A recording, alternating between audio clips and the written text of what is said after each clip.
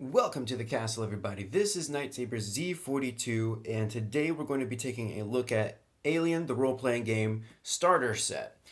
This starter set is what you would get if you were not going to actually buy the core rulebook, and there's actually quite a bit of stuff inside. So let's take a look and see what actually comes with the box.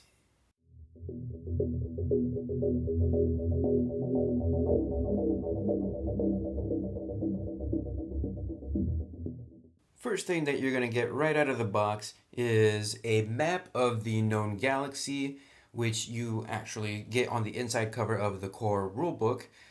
This is actually a two-sided map, but unfortunately my tripod's on it, but the other side is a map of the Cronus, which we'll talk about when we actually get to the Chariot of the Gods adventure, which comes with this box. You also get a set of stress dice, and a set of normal dice, which is actually really cool, so you don't actually have to go out and buy the dice separately, like I did. You actually get this as part of the starter set. You also get a set of initiative cards, so 1 through 10. You get a list of NPCs to use. That way you don't have to be flipping through the book for them. You also get some equipment cards as well, so anything that your players might use will actually be here, and these are just generic weapons. You also have their actual agenda, their personal agenda cards. So remember, for cinematic scenarios, each pre-made character comes with their own personal agenda. So it tells you what they're trying to do for that given act. So no spoilers here, but there's quite a few number of them, and some of them that aren't actually tied to specific characters. So we'll just leave it at that. In addition to that, you get a rule book. This is just a basic rule book, but something of note, this is pretty much word for word the player's side of the core rule book, minus the talents chapter. The talents chapter is not here because you're playing as a pre-made character, so there really isn't a need to gain experience and get those different talents. So you have access to 5 of the player side chapters, which is really nice. Like if you weren't going for the core rulebook, then this would be all that you would need. In addition to that, you have the actual Chariot of the Gods adventure book, written by Andrew E.C. Gaska, who did all of the writing for the Alien book, the setting writing. And so we'll go into this a little bit later. You also have the actual character cards. There's 5 characters that you can play as, or that your players can play as, and we'll talk about that too. These are double-sided, so you actually get their stats, as well as the talent that they have, a little bit of backstory, and then you get their actual attributes and stat allocations. So a little bit bare bones. I probably wouldn't actually write on this personally because it just looks so good, but that is what you get. And last thing, you do get tokens to play around with. For enemies, you have some human tokens, some xenomorphs and neomorph tokens, and then you have some of the ship tokens, so like the ship actions, like decelerate and maneuver, fire the weapon, that's here as well. So let's talk about the actual rulebook for a moment.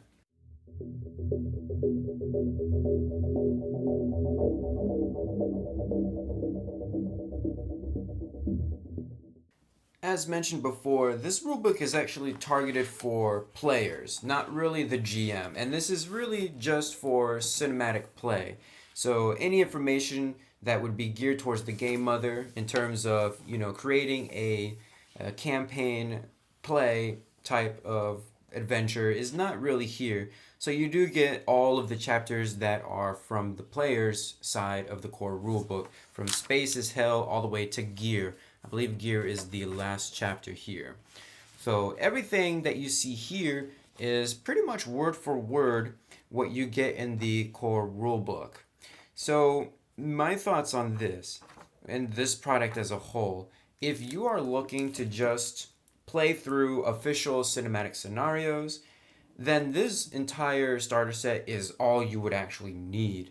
You just need to get the basic, gameplay mechanics, and then the equipment, and that's pretty much it because everything else is already determined. Your talents are already determined, and you don't gain experience in cinematic play, so you don't really need to be buying any more talents or anything like that. Your ship is probably also going to be determined already, so there's no need to buy any other ships or make one. So, really, this rule book is a nice version of what you would just give your players and say, all right, here's how to play, and here's all the things you can do. Now, that doesn't mean to say that the core rulebook doesn't have value. It definitely does, especially if you're doing campaign play. But if you're only looking for cinematic play, then my recommendation is just to get the starter set and you're set. That's pretty much it. So let's talk about the adventure that actually comes with the starter set, Chariot of the Gods.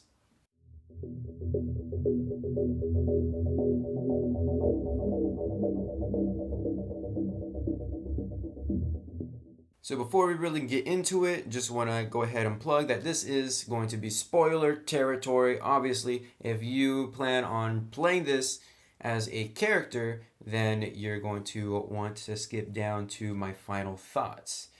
So, the Chariot of the Gods is a cinematic scenario, and it is, from my understanding, the first out of a trilogy of scenarios that Free League Publishing is releasing.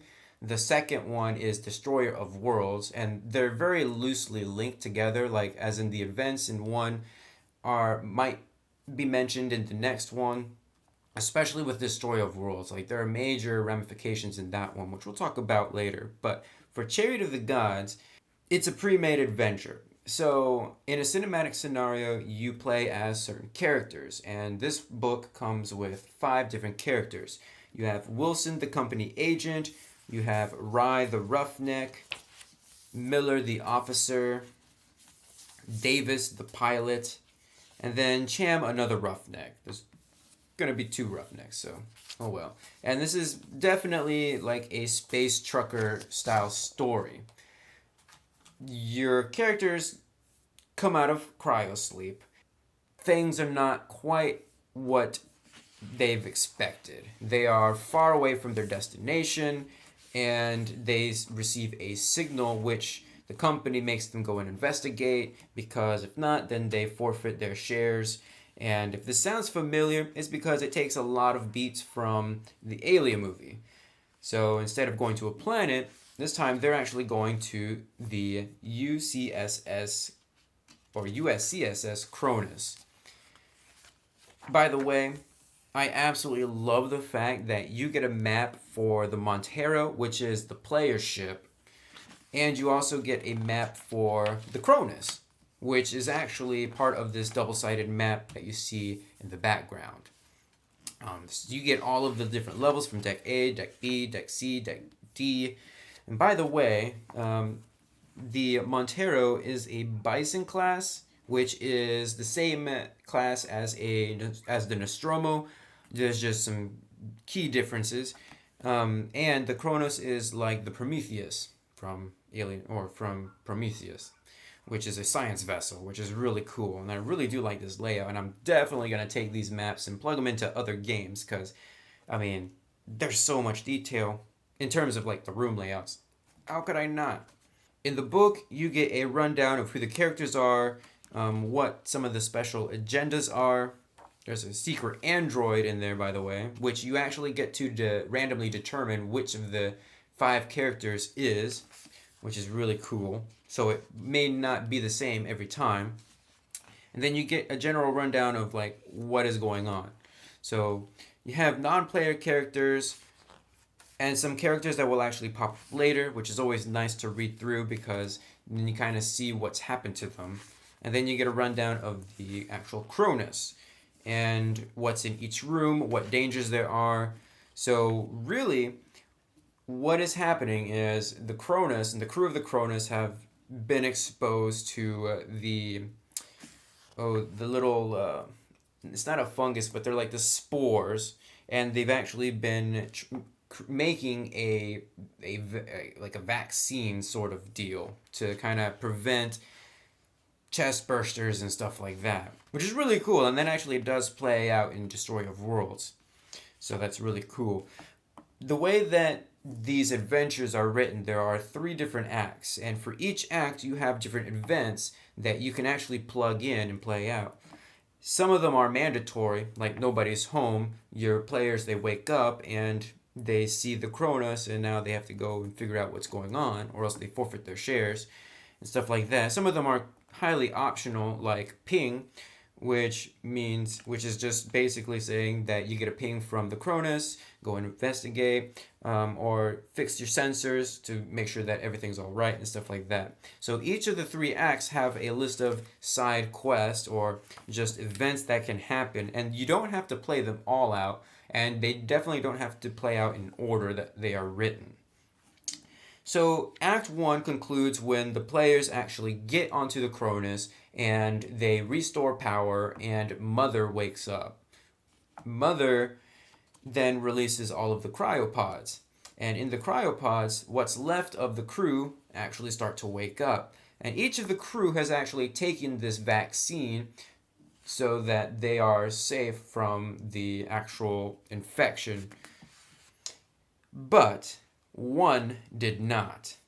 The actual scientist, go figure, did not take the vaccine because he's kind of weary of it. So Act 1 concludes with the scientist giving birth to the bloodburster, which is horrific. And there's a whole scene right here already written out to describe how horrible it is. So players are tasked with dealing with the neomorph that is birthed from that. So in Act 2, the players are opposite one on GTFO, but guess what? Mother actually has some other plans. The player's ship itself, the Montero, self-destructs because Mother has that directive that you're going to bring that alien home, or yeah. So now the players are stuck on the Kronos with the infection. So this act is really about asking questions and getting down to things. And if they haven't discovered it yet, there are some rooms that have that fungus or whatever, the motes, that will actually infect your players and basically become a ticking time bomb before whatever awakens. Oh, fun fact, the rest of the Cronus is also a ticking time bomb by this point, and they will start to give birth to those neomorphs. So have fun with that. So in Act 3, things really pop off. Some may want to take samples back to Earth depending on their personal agenda, while some might just want to get out and try to just live another day, which is probably what most characters want to do. Tension is really going to flare up here, and actually PvP is actually bound to happen. But regardless, this act is all about getting to the end in one piece, although that probably really won't happen. Although there are some options, like getting into the escape pods and self-destructing the actual Cronus and stuff like that. So overall, I actually really do like this adventure. There are enough nods to the original Alien, but it still keeps things fresh with the neomorphs, basically.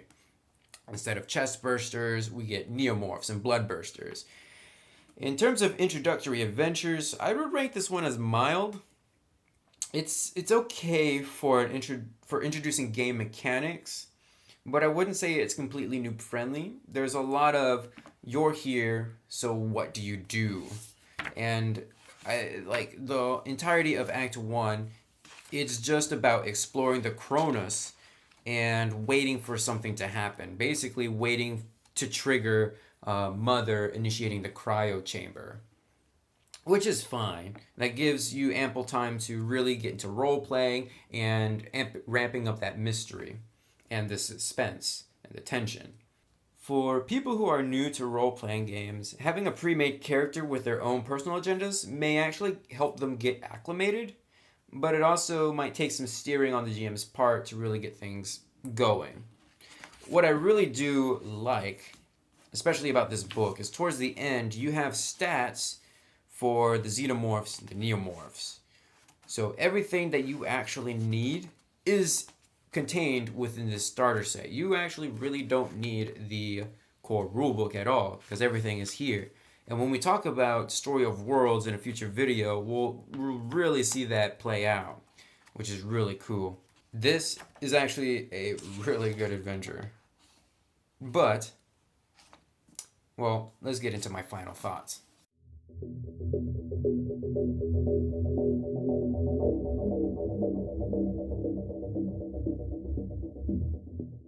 I really like this product.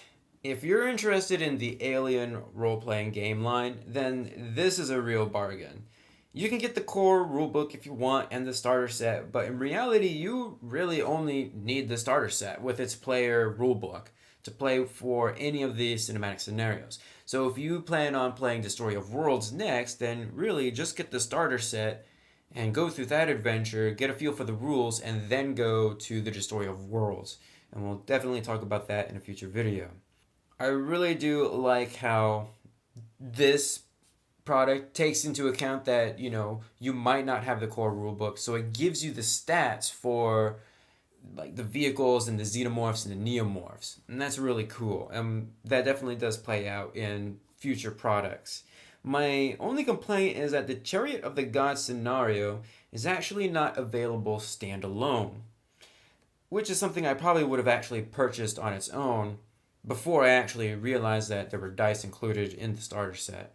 Like, I actually just wanted to see what the Chariot of the Gods was like and do a review on that, but you can't actually buy it on its own. You have to get the starter set, which is a good sales tactic, and I'm actually really glad I have this product, but still would have been nice to have that, by itself for those that have the core rulebook and just want to play an adventure. This is totally recommended for anyone looking to get into the sci-fi horror genre or is really into Alien. But if you're also really into Alien, I would definitely recommend the core rulebook because it has a ton of lore stuff. Just things that you can read and expanded lore, which is really cool. That's the part that I enjoyed of that book the most, if you've seen my review. So feel free to leave a comment down below, give this video a huge thumbs up to support this series, and subscribe if you would like to see more.